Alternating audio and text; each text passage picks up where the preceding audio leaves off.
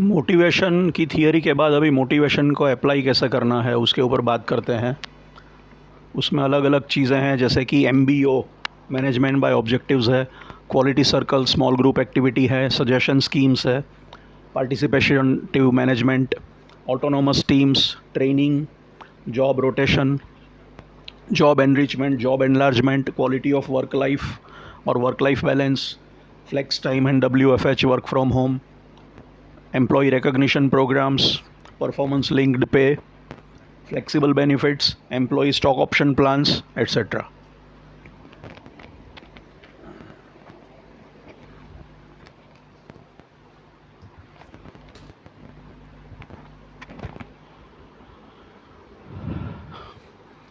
तो management by objective ज़्यादा एक फ़िलोसॉफ़ी है rather than only motivational tool जो पीटर ड्रकर ने प्रपोज़ किया था।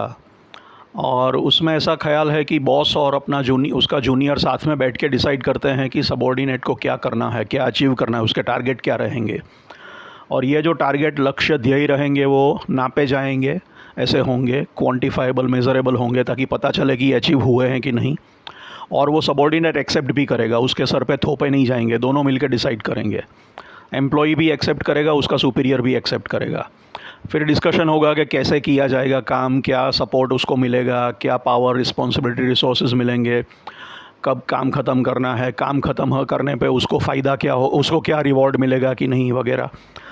तो सारा चीज़ डिसाइड हो गया तो फिर वो उसको छोड़ दिया जाता है क्योंकि वो अभी फ्री है, उसको काम क्या करना है बता गया है, काम का मेज़रमेंट समझाया दिया गया है, वो फिर अपने आप को मैनेज कर लेता है। आपको माइक्रो मैनेज करने की ज़रूरत नहीं है, उसके वो सर पीछे खड़े सर पे खड़े रहने की, क्योंकि सब क्लियर है, उसने एक्सेप्ट किया है, वो भी तैयार है, वो मोटिवेटेड है क्योंकि उसको फ्रीडम दी गई है, उसने एक्सेप्ट किया है कि ये मेरा काम है और काम के बदले क्या मिलेगा वो भी पता है, वो भी डिस्कस हो चुका है।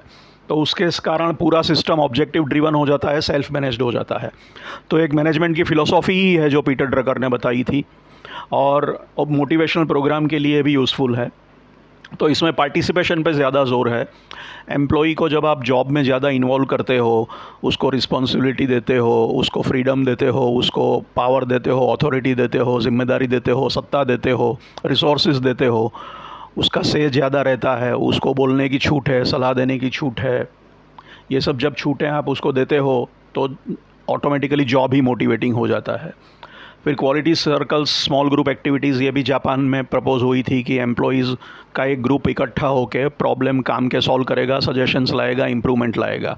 एक डिपार्टमेंट के हो सकते हैं, क्रॉस डिपार्टमेंटल टीम्स हो सकती है, वो खुद अपने आप को मैनेज करते हैं, उसमें कोई सुपीरियर लोग इन्वॉल्व नहीं होते और वो फिर सुपीरियर के पास जाते हैं, उनको रिकग्निशन मिलता है और उनको सत्ता अथॉरिटी वगैरह भी रहता है। ऐसा नहीं है कि एकदम रैंडम इनफॉर्मल है, ये एक फॉर्मल ही पार्ट है लेकिन इसमें एम्प्लॉई का पार्टिसिपेशन है।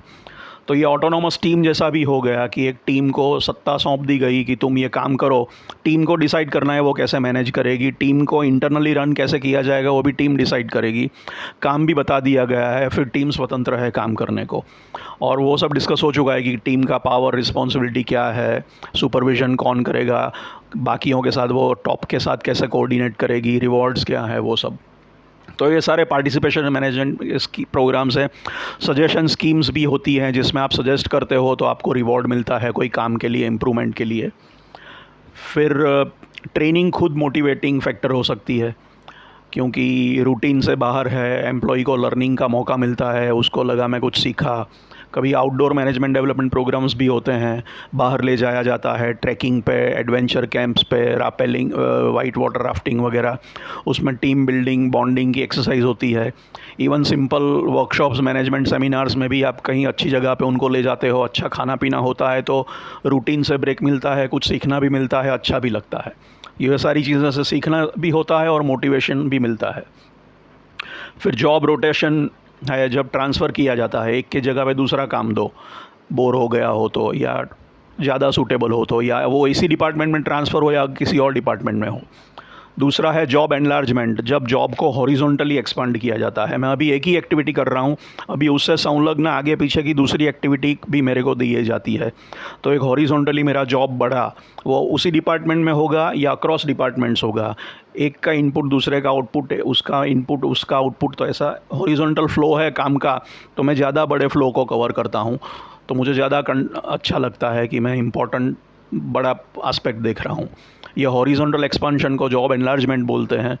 दूसरा ऑप्शन है जॉब एनरिचमेंट, जिसमें वर्टिकल एक्सपांशन होता है, जिसमें एम्प्लॉई को कंट्रोल ज़्यादा मिलता है, फ्रीडम ज़्यादा मिलती है, रिस्पॉन्सिबिलिटी ज़्यादा मिलती है, ख़ास करके उस चीज़ में काम की प्लानिंग कैसी होगी, काम का एग्जीक्यूशन को कैसे होगा, और काम को इवेल्युएट कैसा किया जाएगा, आंका कैसा जाएगा।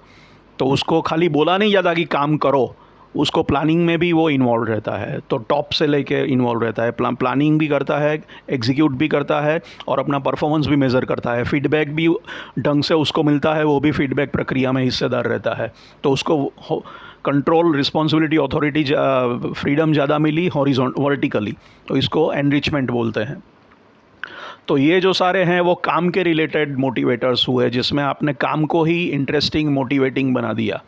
फिर अभी रिवॉर्ड की बात आती है, वो भी मोटिवेटर है कि भाई काम अच्छा किया तो उसको क्या फ़ायदा। फिर उसमें शुरुआत QWL से भी कर सकते हैं, क्वालिटी ऑफ वर्क लाइफ या वर्क लाइफ बैलेंस की। काम के सिवा भी उसको रिलैक्सेशन मिले, फैमिली के साथ गुजारने का वक्त मिले, अननेसेसरी लंबे घंटे तक काम करने का क्या काम है, काम ख़त्म हो गया तो आराम करो फैमिली के साथ, तो बैलेंस करो, स्ट्रेस कम होगा, फैमिली को भी टाइम दे पाएगा, तो उसको अच्छा लगता है, तो भी एक मोटिवेशन फैक्टर हो सकता है। फ्लेक्स टाइम भी है, जिसमें उसको चॉइस है कि कब काम करना है, टाइमिंग्स का बहुत रिजिड डिसिप्लिन नहीं होती, कुछ घंटों तक रहना है, बाकी फ्लेक्सिबिलिटी है। काम बेसिकली होना चाहिए, कब कहाँ कैसे वो इम्पॉर्टेंट नहीं है। उसका एक्सट्रीम एग्जांपल हमने कोविड में वर्क फ्रॉम होम के दौरान देख लिया, उसके पहले ही फ्लेक्स टाइम तो शुरू हो ही चुका था वैसे। फिर एम्प्लॉय को रिकग्निशन देना, उसकी पीठ थपथपाना, उसको पब्लिक के सामने सर्टिफिकेट देना, मेरिट अवार्ड देना, लॉन्ग सर्विस, लंबी नौकरी की तो अवार्ड देना, ये सारे नॉन फाइनेंशियल रिकग्निशन भी उसको मिल सकती है, सबके सामने उसकी सराहना की गई पब्लिक में। फिर पैसा तो है ही, अच्छा परफॉर्म किया तो अच्छा पैसा मिलेगा, मतलब परफॉर्मेंस लिंक्ड पे, परफॉर्मेंस ज़्यादा अच्छा है तो ज़्यादा सैलरी मिलेगी, परफॉर्मेंस का बोनस मिलेगा, इंक्रीमेंट अच्छा मिलेगा, इंसेंटिव्स मिलेंगे, सेल्स वाले जॉब में टारगेट को अचीव किया तो इंसेंटिव्स मिलते हैं, ये सब परफॉर्मेंस लिंक्ड पार्ट है। उसमें ध्यान ये रखना है कि इंसेंटिव कई बार अनाउंस हो जाते हैं लेकिन पेमेंट होती नहीं है, बहुत डिले होती है, तो वो फिर डीमोटिवेटिंग हो जाता है, वो नहीं होना चाहिए। और दूसरा एक डाउनसाइड इसमें एक ऐसा सुनने में आया है कि वर्कर लोगों में खास जब पीस रेट पे इंसेंटिव होता है कि जितना ज़्यादा माल बनाएगा उतना पैसा मिलेगा, तब वो उससे ज़्यादा ओवर टाइम करना पसंद करता है। दो ऑप्शन है, काम करना है, या तो ज़्यादा काम करके ज़्यादा पैसा कमाए, या काम उसी पेस पे करे तो कंपनी को टारगेट निकलवाने के लिए ओवर टाइम देना पड़ेगा। अब ओवर टाइम नॉर्मल रेट से 1.5 गुना या 2 गुना मिलता है, तो कभी कभी वर्कर को इसमें ज़्यादा फ़ायदा लगता है। या फिर उसको अंदर कंपटीशन नहीं है, कौन ज़्यादा दे रहा है कौन कम दे रहा है, तो सबको ओवर टाइम मिले, तो उनका शायद झुकाव इस तरफ भी रहता है। तो पीस रेट पे सैलरीज ये बेस करना चाहिए, इंसेंटिव बेस सिस्टम होना चाहिए, या ओटी पे ज़्यादा वो जाते हैं, तो उसमें कंपनी पीस रेट चाहती है, वर्कर ओटी चाहते हैं, तो ये एक स्टडी का विषय है। उसमें तो ये वर्कर के लेवल के लिए भी है, सीनियर लेवल के लिए भी है, फ्लेक्सिबल बेनिफिट्स है।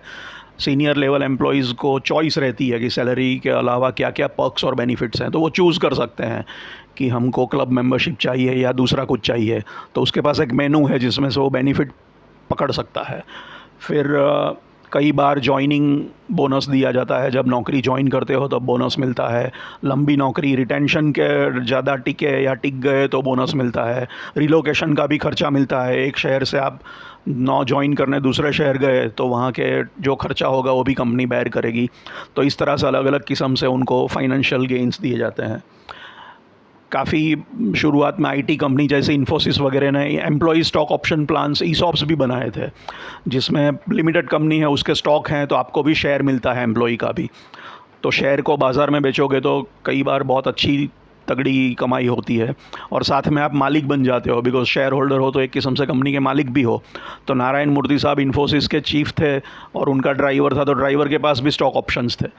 तो ड्राइवर भी वैसा एम्प्लॉय भी है और वो कंपनी का पार्ट ओनर भी है, और उसको पैसा भी मिलेगा जब अगर वो स्टॉक बेचने जाएगा तो ये सारे भी प्रोग्राम्स हैं जिसमें पैसा भी मिलता है, सेंस ऑफ ओनरशिप भी आती है। तो ये सब फाइनेंशियल रिवॉर्ड्स हैं जो काम के सामने दिए जाते हैं।